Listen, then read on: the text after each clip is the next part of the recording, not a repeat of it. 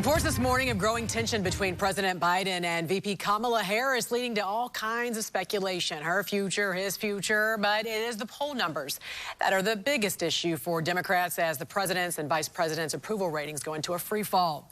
Joining us right now, the RNC's national spokesperson, Paris Dennard. Paris, great to see you as always. You tweeted recently about the president's approval ratings falling 12 percentage points. The only person polling with an even lower approval rating is VP Kamala Harris. But tell me why her approval ratings are so much lower than his, and what you're hearing on Capitol Hill with these reports that now she's allegedly being sidelined.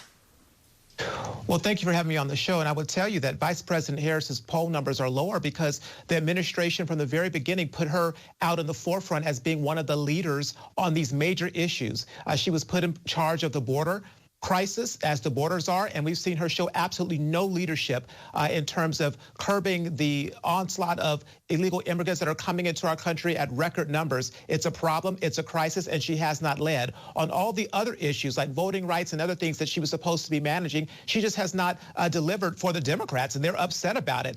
I'm glad that she hasn't delivered because all the policies and plans that she would put forth are actually damning for the country, but ultimately people are looking at her and saying, where is the leadership? Where is the Kamala Harris who's supposed to be the last person in the room holding Joe Biden accountable and doing the great big things that she signed up to do, working with him? So it's a combination of her working with him as a team, but not delivering on the big issues that she was tasked with managing. Well, 62% of Americans in a Washington Post ABC News poll say that Biden is out of touch with everyday Americans. And a recent Associated Press poll shows that his approval rating with Black Americans fell from 86% in July to now 64%.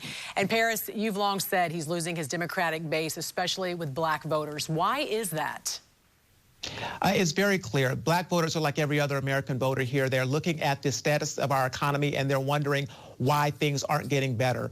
This Biden administration promised to do things that they haven't delivered on in terms of police reform, fell short. In terms of national security, really did a horrible job in Afghanistan and the borders wide open. When you look at economic security, the inflation is out of control. When Black families go to the grocery store, they see the prices are more expensive. Everybody is going to pay more for Thanksgiving. When they fill up the gas tank, it's more expensive. Back to school supplies, it's more expensive. And the supply chain is hurting so many Black Americans. And so the last point that really set the tone for the disdain that a lot of Black Americans feel towards this president right now is the unconstitutional forced vaccine mandate, which is pitting people against their employers, forcing people to decide whether they want to take a vaccine that they just are not comfortable with taking, and having to put food on the table by having employment. This administration is working against so many people, and the Black community is very disappointed. And one thing we've talked about is funding for historically Black colleges and universities. It is expected to be included in the president's Build Back Better agenda. What do you make of the administration's efforts when it comes to funding for HBCUs, especially with Vice President Kamala Harris being a graduate of Howard University? Well, you know, the bar was set extremely high with President Trump working with Republicans, having put into place through legislation permanent funding for HBCUs and increased HBCU funding by 13%, which is historic.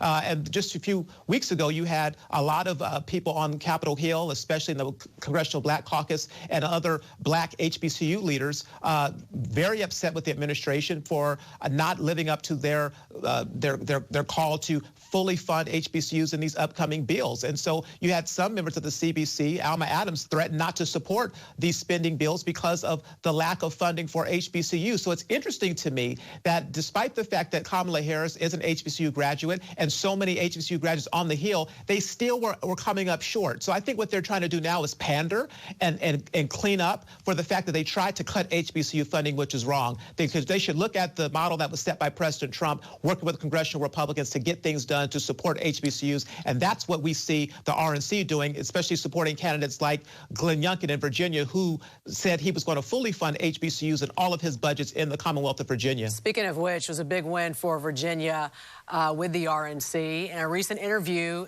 DNC chairman Jamie Harrison shared his feeling that the pressure for Democrats to show up in 2022 is really big right now. He says it's a big weight. It is a tremendous weight. My experiences are the experiences that we need at this moment to help really thread a needle. This is going to be challenging. How do you think this past election cycle shook up the Democratic Party and perhaps reveal some weak points within it?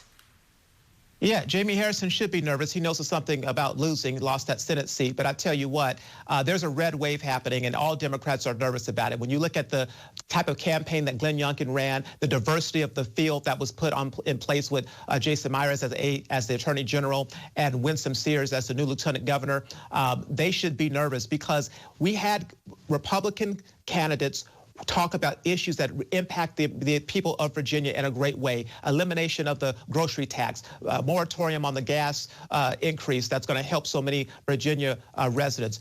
We are seeing a new wave coming up of Republican leaders that are diverse, that are talking about issues that Americans care about. And the Democrats are running scared because they know their policies and their plans are so far away from the mainstream of where Americans are. The progressive agenda is being rejected. And so I can see why the Democrats are running nervous because the red wave is coming. It's already here, and we're going to take back the House, the Senate, and we're looking forward to 2024. All right, Paris, great talking to you as always. Thanks for joining us.